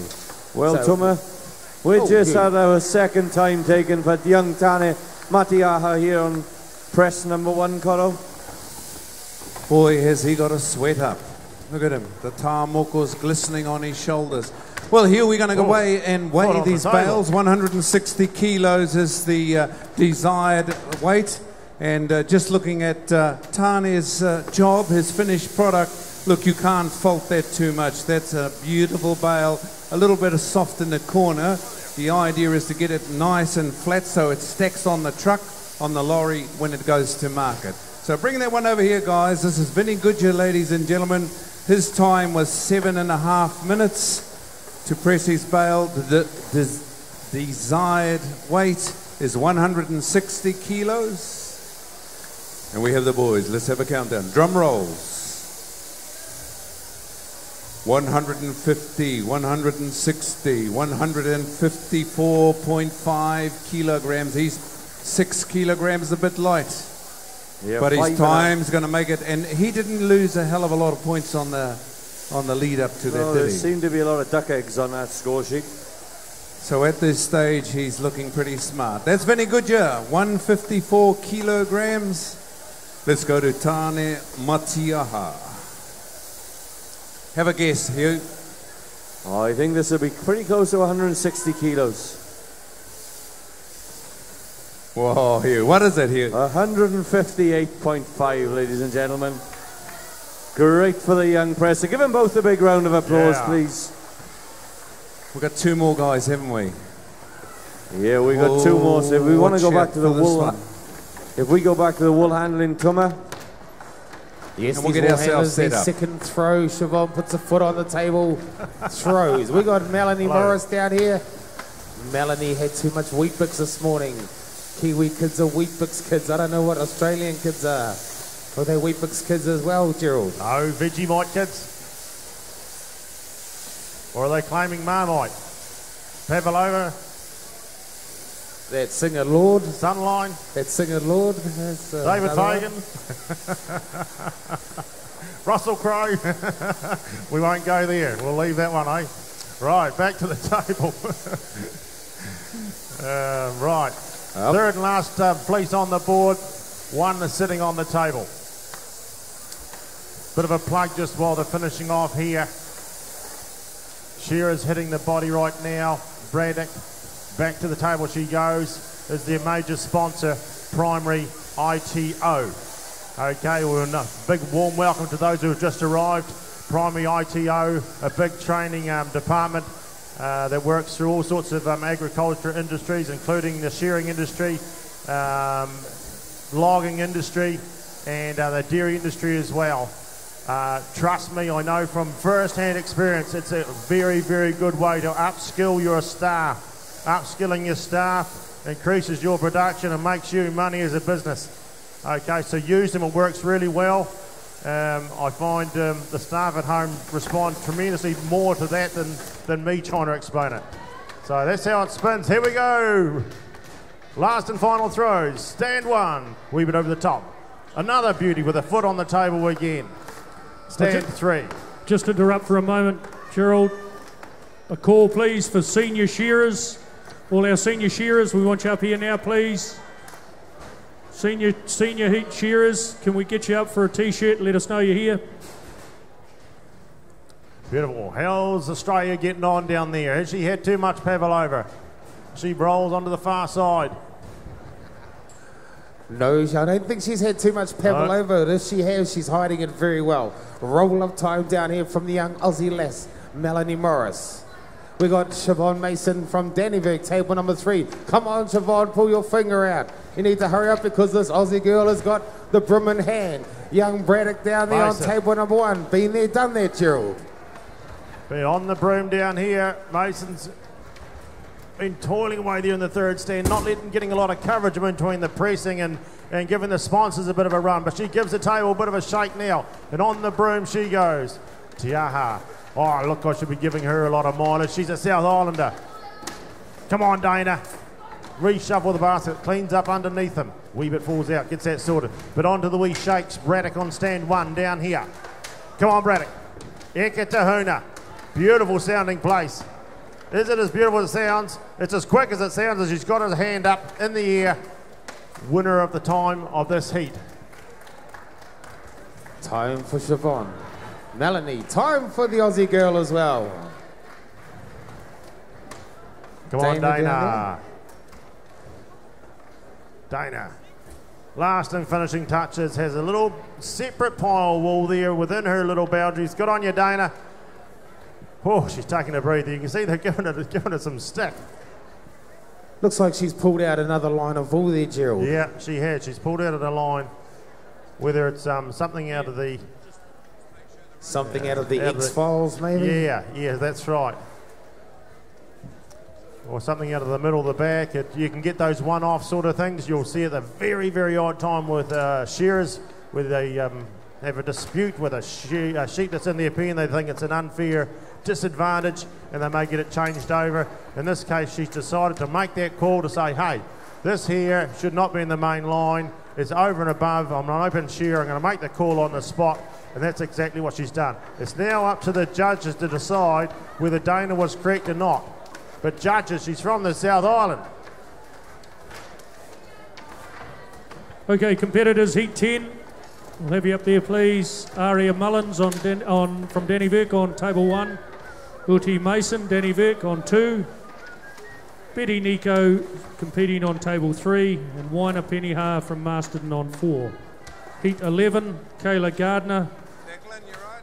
Michaela Linari, and Mick Naroa. There'll be 3 competitors in heat 11. Shearers to the board. Timekeepers are ready. You're catching on, Gerald. You're catching on.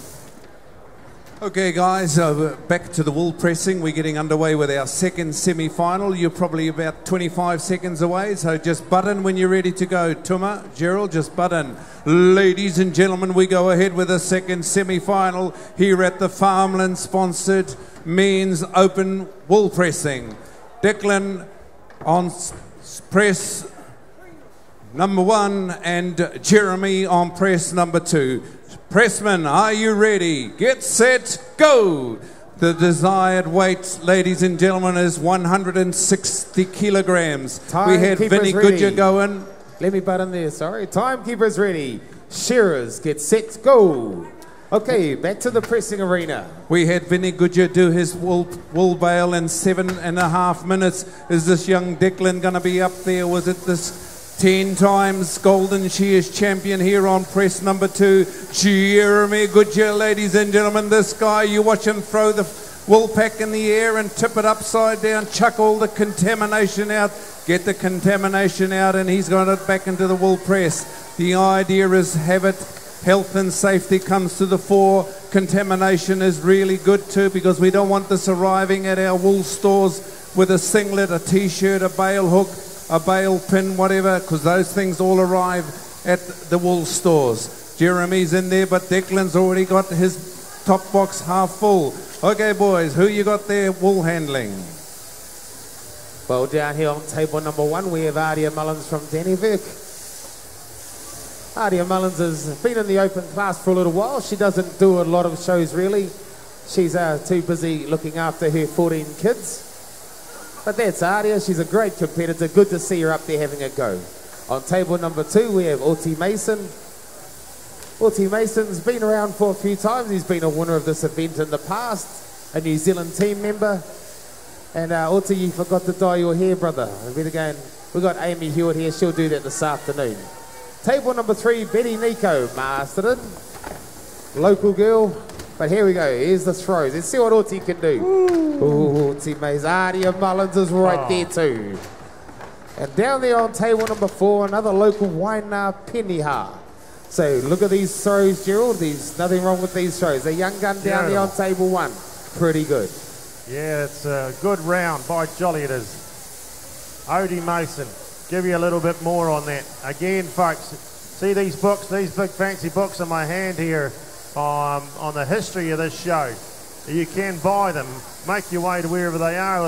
You'll find someone, ask the question, you'd like to buy one of these books, because they tell you a whole lot of stuff. So what we can do is we can look back right at the moment and say, Odie Mason. Wonder how long that guy's been wool handling in the top and when he's won this competition. Well, it was way back in 1996. So welcome back, Odie. By jolly. Longevity, that's the key. They stay fit and healthy. Exercise all day. You don't have to go to the gym when you're a wool handler or a shearer, I can tell you that, and definitely not when you're a presser either. Oti Mason does the double brown gym. That's the double brown gym. That's his gym. Okay, boys, back at the wool pressing now. Declan's a little bit behind because Jeremy's just getting ready to put the cap on his top box. And if anybody hasn't been here before, no mai, haere mai, welcome to the Golden Shears for the year 2014. We're underway with the men's pressing semi-finals. The Farmland sponsored pressing semi-finals. And Hugh, this guy's getting ready to top up, but I think he's a little bit behind. Is he in the same, is he right up there with Vinny? Because Vinny was just about winding up the box at this stage, wasn't he, in the last one? I think his younger brother's got a little bit of an edge on him, but of course he's the 20 times pressing champion, the most prolific wool presser in the Golden Shears history, I believe, with 20 wins. He'll be going for 21, I'm sure. And then we got a young guy working at a Pongaroa. He's a young man here and he's out in front of the champion. So he's really taking to it here.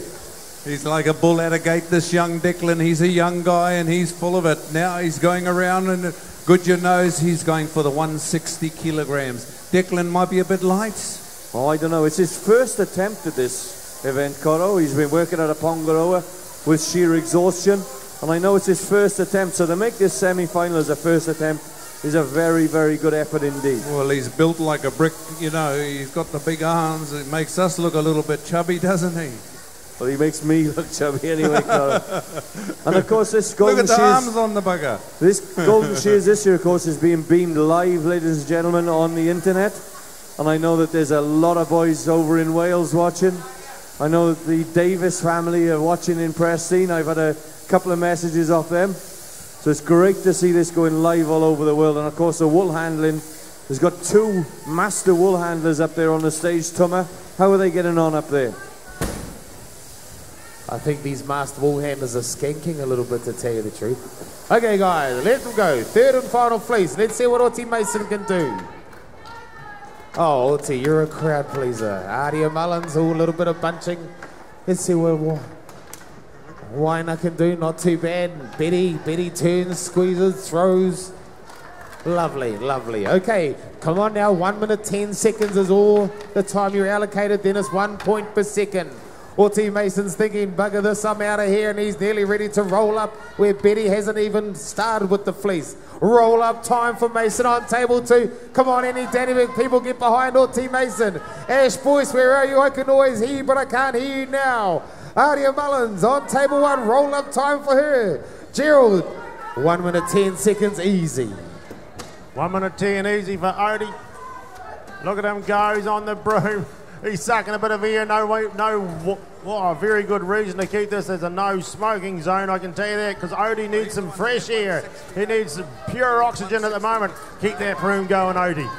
Mullins, she's on the broom as well. She's all happening down on the front 2 stands here at this stage. Broom time now for stand 4. Stand 3. Here we go. Rattle, rattle, rumble, rumble. Shake of the table. Get that table out of the way. Right underneath. Penaha. Oti, crowd favourite. Well, guys, back here at the wool pressing, Declan's bringing down the big bar, and this guy, Jeremy Goodger's already done it. Well, Hugh, let's take this young guy through it, give him a little bit of help, give him a little bit of mental telepathy, bringing down that top box, Hugh. Yeah, he's really going for it, ladies and gentlemen. He's going to take it all the way down in one. Look at him go. Jeremy Goodger. Here on press number 2, though, he's just putting those top pins in. The master here on press number 2, but the young pretender on press number 1, Coro. He's doing quite well there. He's doing very well. These are the Iron Men of the industry, ladies and gentlemen. These are the guys that start the first, finish the last. They fill up the pens for the shearers in the morning. They put on the cup of tea for the shearers for the smogo time, and then they have to clean up the bales at the end of the day. So we call these the true Iron Man of the shearing industry, Hugh. Yeah, undoubtedly the hardest workers in the shed. And they're really going well, Thomas. Heat 11 to the board, please. They're going live if they want some persuasion there, Hugh. Live across the world. Yeah, it's great to see, isn't it, Gerald, that this is being beamed live across the world? Yeah. Who'd have thought? They wouldn't have thought that 54 years ago that this would have been put across the world when they started this Golden Shears. I think Godfrey would have turned in his bed, I think, if that was the story, thinking he's going to be live across the world. Oh, Star Trek wasn't even heard of then, eh? But look at this now. They're putting people around the world on the moon, and now we're beaming live to every country. Apparently, the internet goes to America, comes back. It takes 25 seconds to go to America, and then come back and live streaming. Who's our Heat 11? John? John, you got Heat 11 there for us? Yeah, Heat 11. We've got Carla Gardner from Australia on table 1. Michaela Nadieri for Australia on stand number 2, table number 2, and Mick Nura from Masterton on number 3. Okay, well, handlers, as soon as the stage is clear, can you guys get up and get yourselves organised? Because we're going to get shearers to the board, and if you fellas aren't ready, I'm sorry, it's your own fault. Should be paying attention. So, shearers to the board. Just the 3 competitors this time round, shearers, just the 3 competitors. Tables 1, 2 and 3, is it? That's right. Well, Tuma, the man on press number 2 is finished. 160, Jeremy? You're pretty close to that. Last call for the senior shearers. Last call for the senior shearers.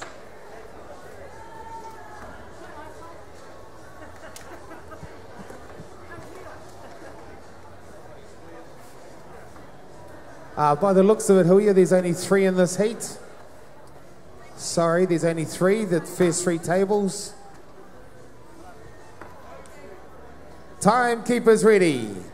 Only this is for stands 1, 2 and 4. Shearers, get set, go. Have a rest, Paddy.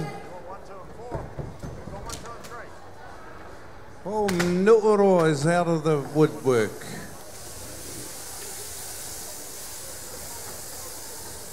Heat 12 will be next. Trish Moki, Lisa Nodsworthy, and Huia Waipuna. They are the Heat 12, the final heat.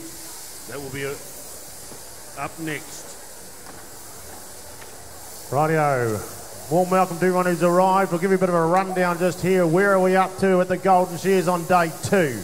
Well, we're up to this. We've got the men's singles semis going on here, the pressing. Okay, up the back here. We've got the open wool handling up for grabs and happening at the moment. Right now we're up to heat 11. 1 more heat to go. This is a heat of 3 at the moment. What does the future hold for us? Well, we've got another pressing final. Okay, it's the women's wool pressing final. Then we've got some senior shearing after this wool handling here. Then we'll move into the world wool handling, qualifying round 1. Okay, by the end of tomorrow night, we're going to have and know who are the 2 world wool handlers to represent us at the world champs. Okay, so that's happening there. This is one of the qualifying rounds. The points will be joined together. Then we'll move on to the junior shearing semi-final. Okay, so that's a bit of an idea of where we're up to at the moment. How are we going over the pressing? We just finished, Gerald, just on the button. Give them all a big round of applause, ladies and gentlemen. Declan Moran and Jeremy Goodyear, and look at that, Jeremy straight across to shake his hand. So now we'll get our bale handlers in. The two big young fellas are bringing the bale across to us, Cotto.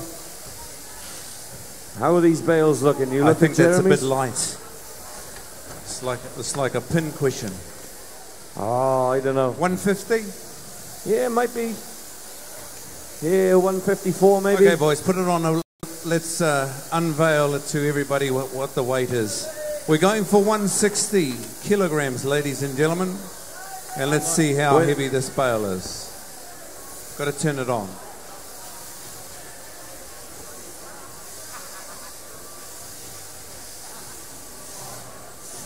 Okay, we're ready to go, gentlemen.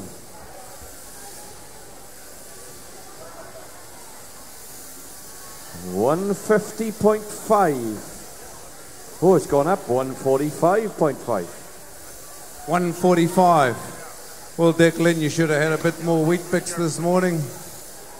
Have 4 sausages instead of 1. Don't worry about the weight, the figure, you got it. That was well done though, Declan. That's his first time in the semi-finals, isn't it? It's his first time in the pressing. Now, Jeremy thinks this is about 162 kilograms. Well, if anybody's going to know, I reckon it's 165.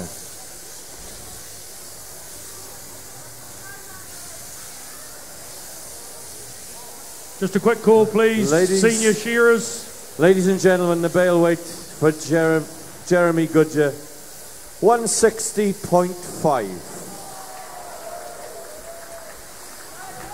He was right on the money, wasn't he? 160 is what we wanted. He gave us 160.5 of a kilogram over. How the hell do you beat that? I think he gave us 159.5 yesterday. Yes. So that's it, ladies and gentlemen. That's the Open Men's semi-finals. We're going to come back with some more in a moment, or we're going to the women's finals. And we'll go back to the wool handling for you guys now. Just a call, please. Any senior shearers that haven't reported in, do so now, please.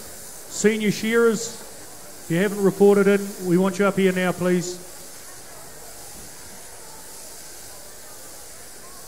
Right. Meanwhile, we're down to the, that'll be the second fleece out of the way down here in this open wool handling event. This is the heats, folks.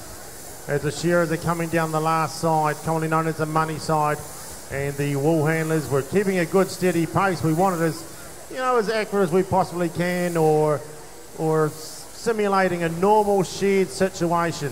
And hey, yeah, they run in the shed. Do they run like that, Gerald Spain, in the shed? By jolly, they run in the shed. I can tell you that for a fact.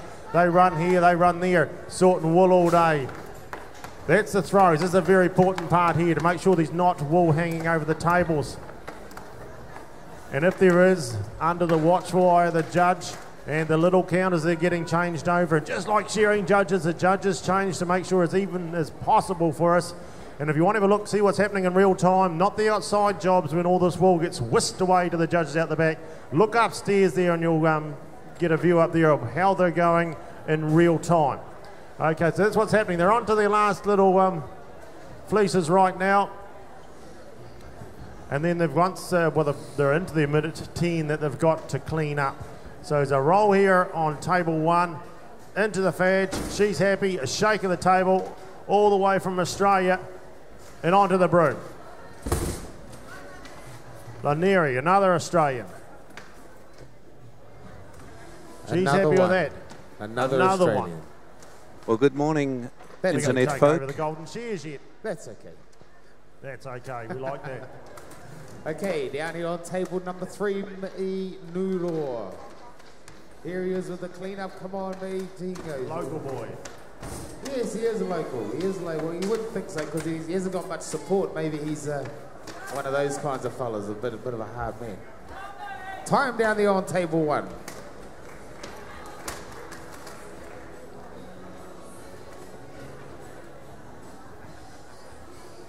Good morning, Russell Knight. He just stood on my foot, broke all my toes. Thank you very much. 1, 2.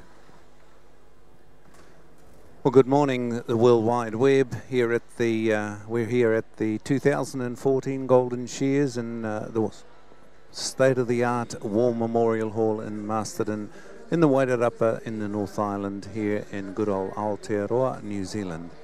We've got lots going on here on our second day. We've just gotten through the open semi-final, open elimination heats in the Woolhandling.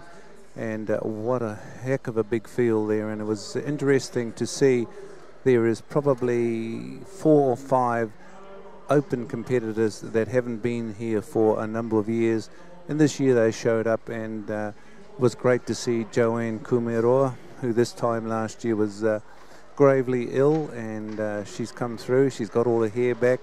She's still not out of the woods, she says. She's still a little bit mawiwi or ill, but she turned on a wonderful display. We've got a good sprinkling of Australians there, and up on the screen there we've got another Australian girl, Michelle Lanria. So there is a big team, a contingent from Australia. We're just about ready to get underway with the women's pressing finals, and this year there's a Wairarapa girl, and she has been a finalist here and a winner for a number of years, but she's up against a very strong competitive wool presser in Carmen Smith. So that champion in the past is Fiona Christensen, and she'll be on press number 2, and we've got the pressmen getting organised there over the screen. There's the last wool handling shot coming up there. The bale weight is 150 kilograms. They'll need to press that bale within a certain time. The desired time would probably be about 12 minutes. Once you start going over that 12 minutes, if somebody finishes at 12 minutes and the next one is still going, they'll lose a point for every 20 seconds that ticks by. So we're going to go down to the Open Women's Wool Pressing Finals, and the sponsor of that, ladies and gentlemen, is Farmlands. So we'll go back to that now and enjoy the viewing.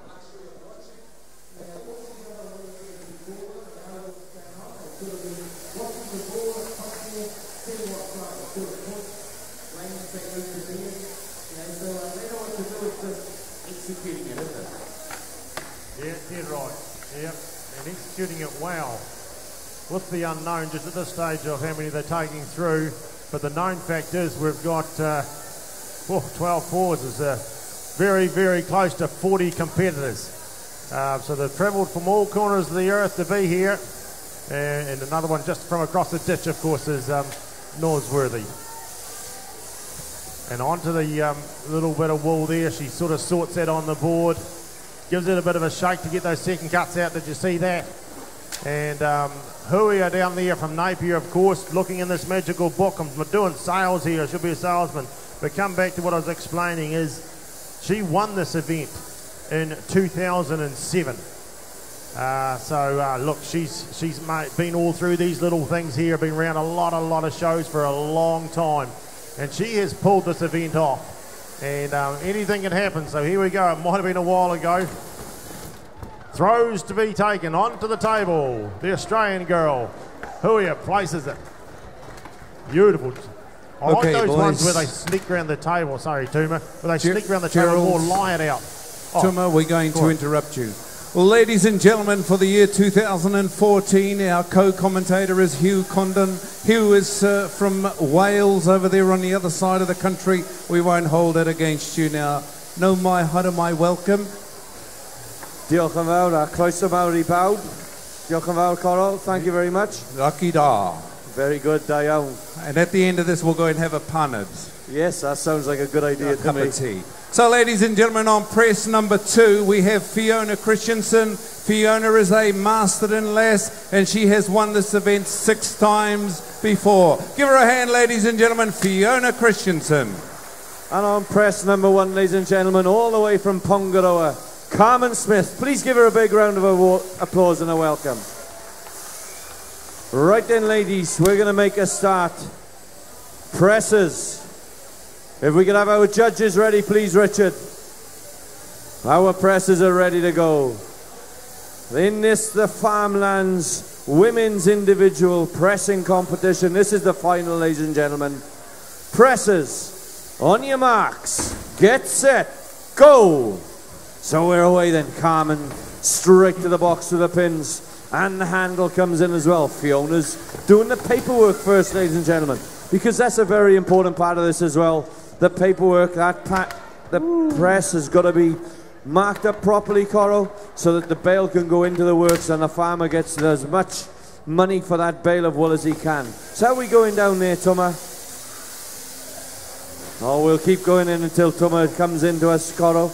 Well, this Carmen lady here on press number 1, she looks in peak physical fitness, doesn't she? She's really worked on this. She watched it last year, didn't make the finals, and at the moment she's probably a little bit mixed up there. Did you think she just made the wrong move? No, she knows what she's doing. This lady shears, she handles wool, she's in the Tectra triathlon final, and she knows her way around this wool press as well by the look of her. She's made the final.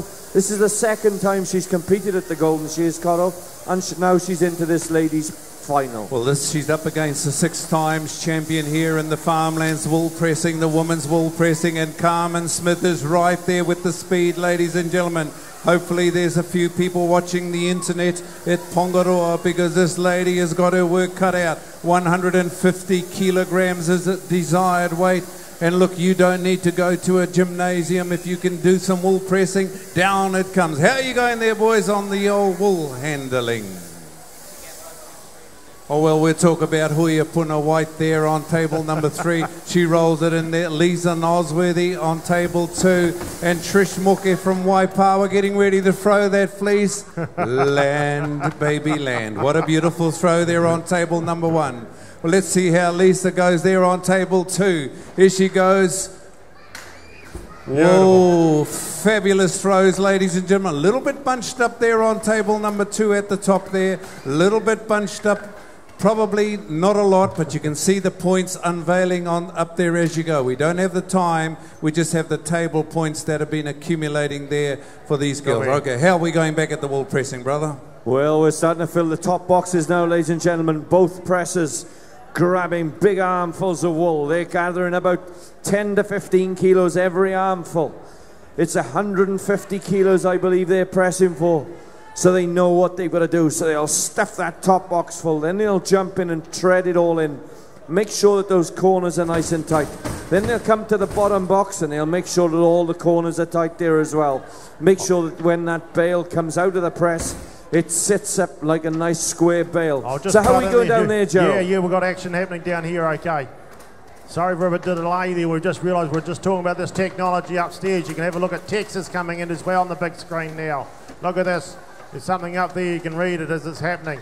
Anyway, back on the board. This is the last and final heat here. We've got very close to 50 competitors in this open wool handling event of the Golden Shears 2014 Day 2. Action, action, action, ladies and gentlemen. On to the second piece as they all go. Shake, shake, shake. Get those little short bits out. We don't want them in there. That's adding value again. Good work. Time Trish has for finished Trish. up. Time there. Time for Huia White. Well Nosworthy. Ladies and gentlemen, 50 of them. You've seen them all here this morning. Give them all a mighty round of applause. They've given everything they possibly could to make it through to these quarterfinals. And thank you to our shearers, of course, Gerald. Thank you to our shearers. Thank you, guys. And primary ITO. It's a hard case, these shearers. You try to get them to go to work and they always whinge about their pay, but you want them to shear for nothing and they're up there just like that.